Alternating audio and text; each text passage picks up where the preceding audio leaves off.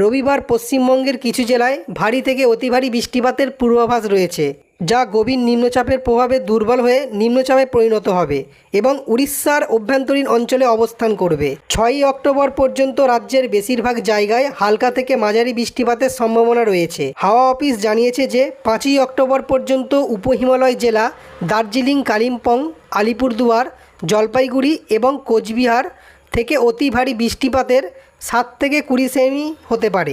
রবিবার পর্যন্ত দক্ষিণবঙ্গের বীরভূম, পূর্ব পশ্চিম মেদিনীপুর, ঝাড়গ্রাম, পুরুলিয়া, দক্ষিণ 24 পরগনা, মুর্শিদাবাদ, পূর্ব ও পশ্চিম বর্ধমান এবং বাঁকুড়া জেলায় অতি ভারী বৃষ্টিপাতের 7 থেকে 11 সেমি হতে পারে। আবহাওয়া বিশেষজ্ঞদের মতে নিম্নচাপ হলো এমন একটি অবস্থা যা একটি সুস্পষ্ট নিম্নচাপে অঞ্চলের পরে এবং ঘূর্ণিঝড়ের আগে তৈরি হয়, যার ফলে সাধারণত অতি ভারী বৃষ্টি এবং ঝোড়ো হাওয়া বয়ে যায়। রবিবার সকাল পর্যন্ত পশ্চিমবঙ্গে উড়িষ্যা উপকূল বরাবর উত্তর ও মধ্য বঙ্গোপসাগরে এবং এর আশেপাশের এলাকায় জেলেদের সমুদ্রে না যাওয়ার পরামর্শ দিয়েছে। রবিবার সকাল 8:30 পর্যন্ত গত 24 ঘন্টায় রাজ্যের বেশ কয়েকটি জায়গায় হালকা থেকে মাঝারি বৃষ্টিপাত হবে।